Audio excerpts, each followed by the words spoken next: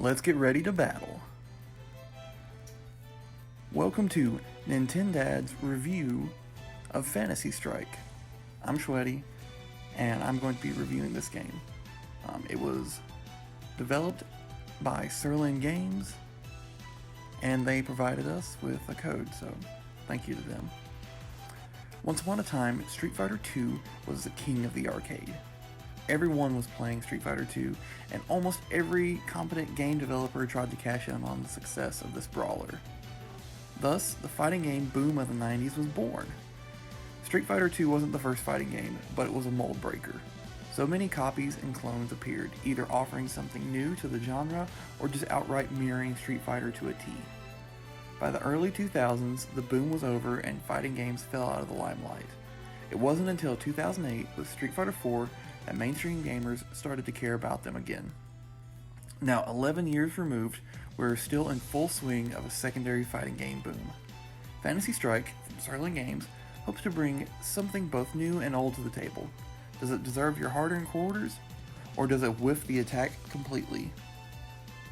David Sirlin, from the aforementioned Sirlin Games, previously worked as a designer for Super Street Fighter II Turbo HD Remix. With his pedigree, who could be better positioned to bring a new fighting game for a different generation than someone who helped work on one of the best-looking versions of Street Fighter II?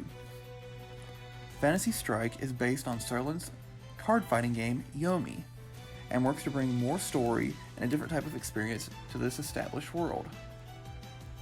The story is presented in the game's arcade mode through voice scenes depicted with beautifully drawn art stills. This isn't your normal affair, as this tale is more focused with social issues in the mythical Flagstone area. I found the story to be a bit convoluted to begin with, as it threw many characters at me and expected me to have a deep knowledge of their troubles. After completing the game with all 10 characters, I have a much better grasp of the story, but it left me with more questions than answers. My first question pertains to the game's final boss. Throughout the events of the game, Quince, the leader of Flagstone, is presented as the end-all be-all nemesis to every character in the game. Yet we fight an old master who trained 2 of the characters in the game instead of Quince. My only reasoning behind this is that Sirlin Games is hoping to either do a sequel or have DLC characters. My second question is, where are all the evil characters? We are presented not one, but many different evil foes, and none of them appear in the game. You don't actually fight any bad guys in the game. Every character that is selectable would fit into the category of a good guy, even if they're a bit rough around the edges. Fantasy Strike is billed as a fighting game that anyone can pick up and play. It has very simple controls consisting of attack, jump, special 1, special 2, super, and throw. For a fighting game, that is about as simple as it gets, with the exception of dive kick. Fantasy Strike's complexity is born in its simplicity. All moves are very easy to do, so literally anyone can perform all the techniques. Think of it as more of a simplified control scheme of Smash Brothers.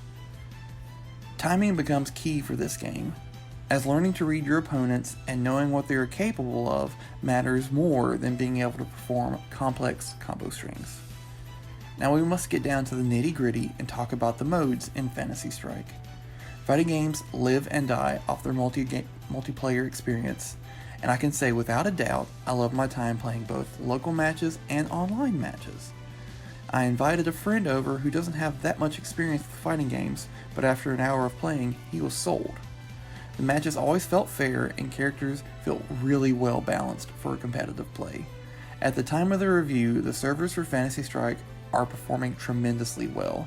Whether I was playing casual matches or a ranked tournament, it felt like my opponent was in the room with me, playing on the same Switch.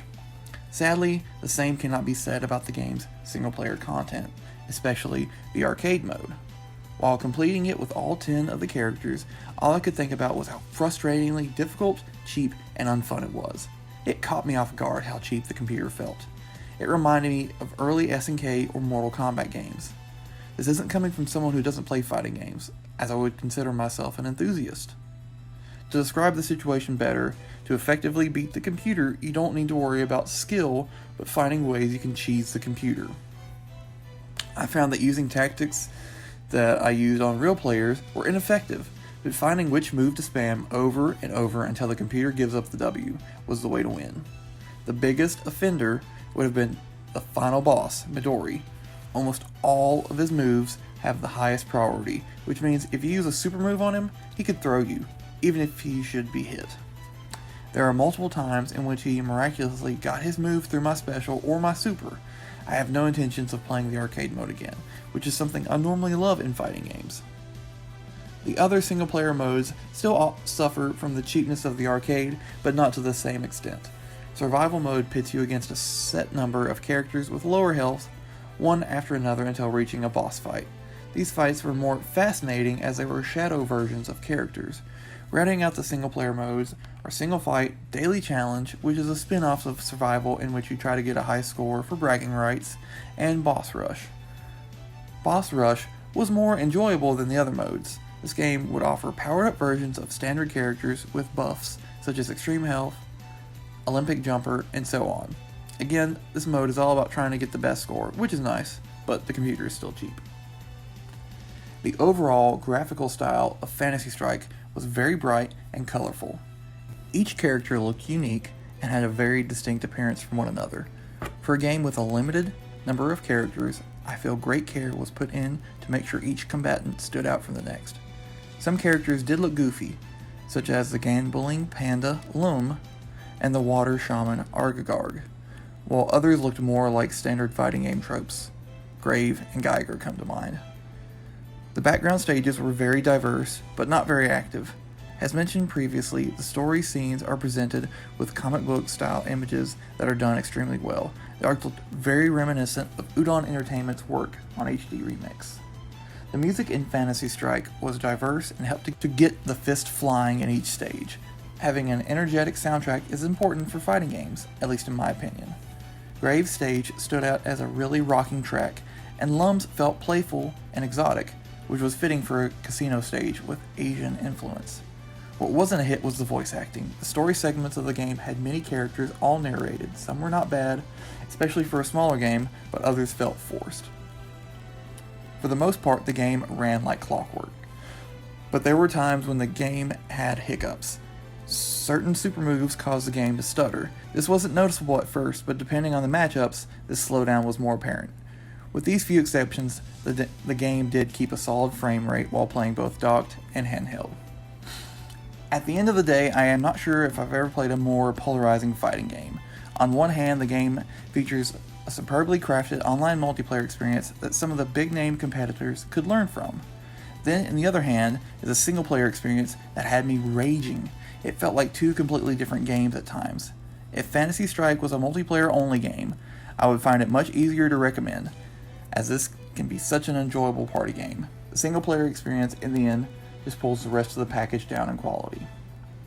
Final verdict: Fantasy Strike is a delightful multiplayer game that is held back by its cheap single-player offerings. We give it a 3 out of 5.